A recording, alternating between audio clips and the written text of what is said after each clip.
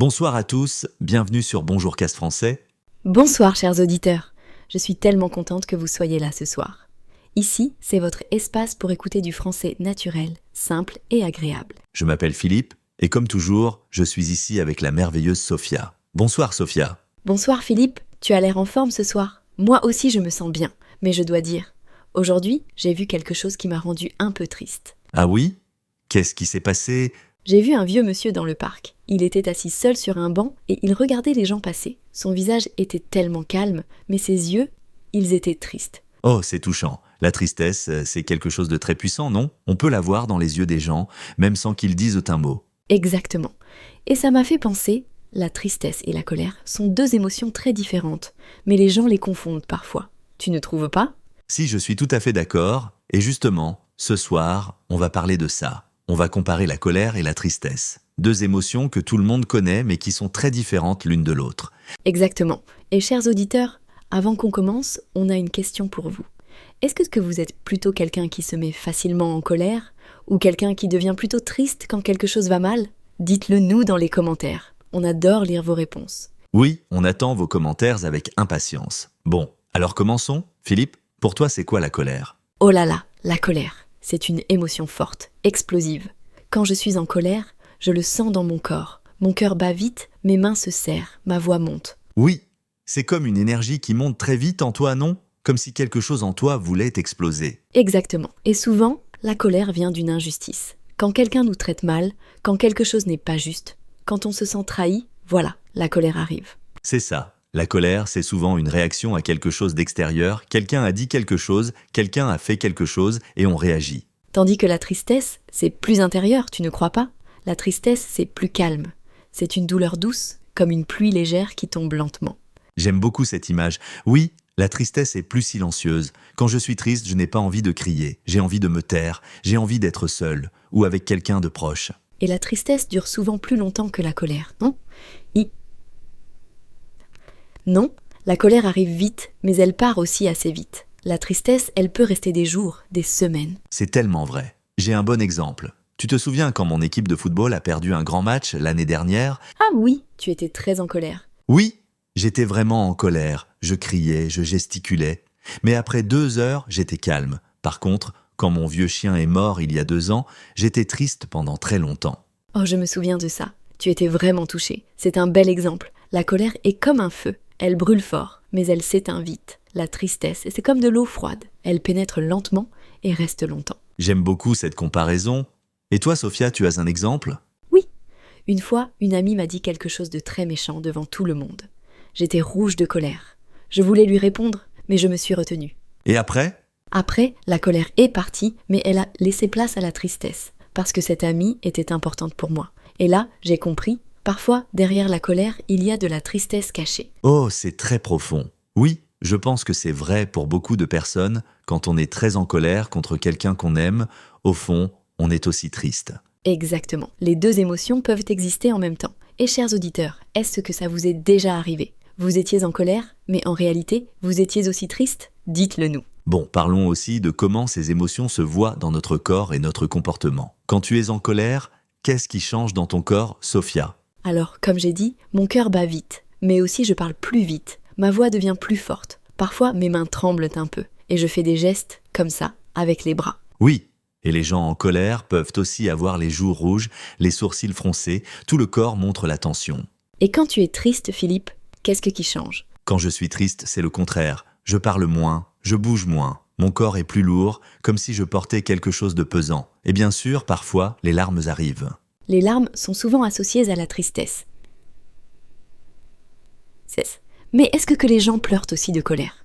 Ah oui, absolument. Certaines personnes pleurent de colère. C'est très courant. Et ça peut être difficile parce que les autres ne comprennent pas toujours. Ils pensent que la personne est triste alors qu'en réalité, elle est furieuse. C'est tellement vrai. C'est pour ça qu'il est important de communiquer, de dire comment on se sent vraiment. Pas juste montrer l'émotion, mais expliquer.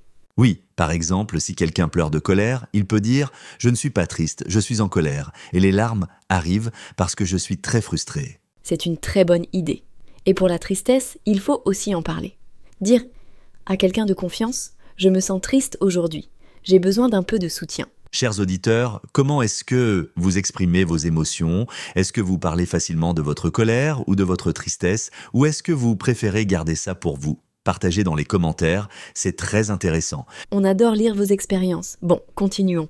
On a parlé du corps, parlons maintenant des causes. Qu'est-ce qui provoque la colère? La colère est souvent provoquée par une injustice, comme je disais, mais aussi par la frustration, quand quelque chose ne marche pas comme on veut, quand on est bloqué, quand on se sent impuissant. Oui, par exemple, quand on est dans les embouteillages et qu'on est en retard, ou quand l'ordinateur ne fonctionne pas, ou quand quelqu'un est impoli avec nous. Exactement. La colère peut aussi venir de la fatigue ou du stress. Quand on est très fatigué, on a moins de patience. Les petites choses deviennent grandes. C'est vrai, on dit en français. Il faut dormir pour voir les choses plus clairement. Quand on est reposé, on réagit mieux. Et la tristesse, elle, qu'est-ce qui la provoque? La tristesse arrive souvent après une perte. Perdre quelqu'un qu'on aime, perdre un travail, perdre une amitié, perdre quelque chose d'important. Oui, ou aussi quand on rate quelque chose. Quand un rêve ne se réalise pas.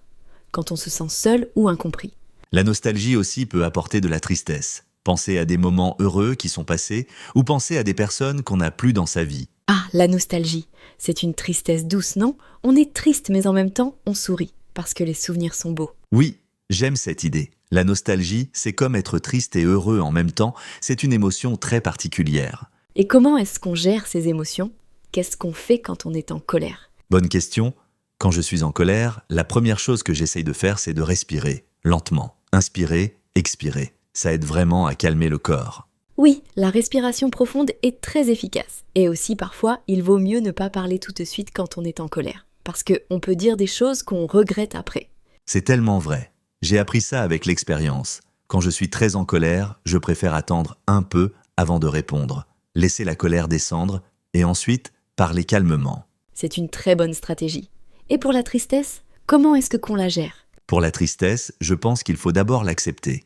Ne pas essayer de la cacher ou de faire semblant que tout va bien. Se dire « oui, je suis triste et c'est normal ». Exactement. La tristesse est une émotion naturelle et humaine. Tout le monde est triste parfois. Ce n'est pas une faiblesse. Et ensuite, ça aide de parler à quelqu'un, un ami, un membre de la famille, quelqu'un en qui on a confiance. Partager sa tristesse, ça allège le cœur.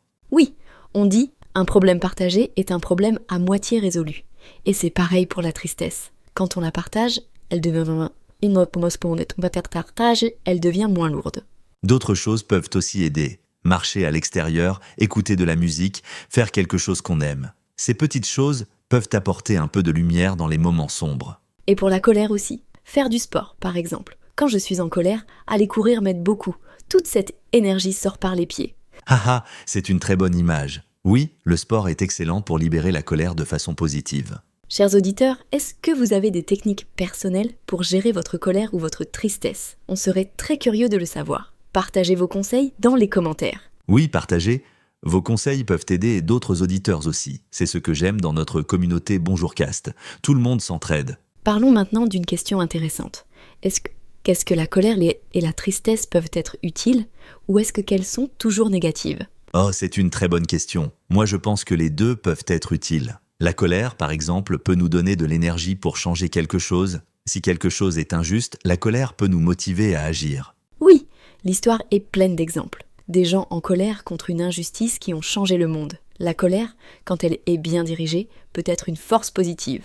Exactement. Le problème, c'est quand la colère devient incontrôlable ou violente. Là, elle devient destructrice. Mais une colère calme et dirigée, c'est différent. Et la tristesse, est-ce qu'elle peut être utile aussi? Oui, je pense. La tristesse nous aide à comprendre ce qui est important pour nous. Si quelque chose nous rend très triste, c'est parce que ça compte vraiment pour nous. C'est vrai. La tristesse peut aussi nous rendre plus empathiques. Quand on a été triste, on comprend mieux la tristesse des autres. On est plus sensible. Et la tristesse peut aussi inspirer la créativité. Beaucoup de grands artistes, musiciens, écrivains ont créé de belles choses à partir de leur tristesse. Absolument. Certaines des plus belles chansons du monde viennent de la tristesse. Certains des plus beaux poèmes aussi. La tristesse peut être transformée en quelque chose de beau. C'est une pensée magnifique. Donc, ni la colère ni la tristesse ne sont entièrement négatives. Ce sont des émotions humaines naturelles qui, quand on les comprend et on les gère bien, peuvent de nous aider à grandir. Bien dit, Philippe. Et chers auditeurs, est-ce que vous avez déjà vécu un moment où votre colère ou votre tristesse vous a aidé à faire quelque chose de positif? Racontez-nous dans les commentaires. Oui, on adore vos histoires. Bon, faisons un petit résumé de ce qu'on a dit ce soir. La colère est une émotion forte et explosive. Elle vient souvent d'une injustice ou d'une frustration. Elle se sent dans le corps, cœur qui bat vite, voix qui monte. Elle arrive vite et repart assez vite. La tristesse est plus calme et intérieure. Elle vient souvent d'une perte ou d'une déception. Elle dure plus longtemps que la colère. Elle peut nous aider à comprendre ce qui est important pour nous. Les deux émotions peuvent exister ensemble. Derrière la colère, il y a souvent de la tristesse, et les deux peuvent être gérés avec la respiration, la communication, le mouvement et le temps. Et surtout, les deux sont normales et humaines. Elles font partie de la vie. L'important, c'est de les comprendre et de ne pas les laisser nous contrôler. Très bien dit, Sophia. Et maintenant, une dernière question pour nos auditeurs. Est-ce que vous préférez la colère ou la tristesse? Laquelle trouvez-vous plus difficile à gérer? C'est une belle question pour terminer. Partagez votre réponse dans les commentaires. On lit tout et on répond souvent aussi. Chers auditeurs, merci d'avoir écouté cet épisode de Bonjour Cast Français. J'espère que vous avez aimé cette conversation ce soir. Et j'espère que vous avez appris du nouveau vocabulaire aussi. Les mots comme la colère, la tristesse, l'injustice, la frustration, la nostalgie, l'empathie, ce sont des mots très utiles. Si vous avez aimé cet épisode, pensez à vous abonner à notre chaîne. Et laissez-nous un commentaire, cela nous aide vraiment à continuer. Nous faisons ça avec beaucoup d'amour pour vous, chers auditeurs. Merci de nous soutenir et d'être là chaque semaine. On vous souhaite une très belle soirée. Prenez soin de vous, restez positifs et à très bientôt.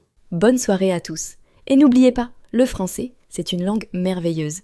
Continuez à pratiquer, continuez à écouter et vous progressez chaque jour. À bientôt sur Bonjour Cast Français.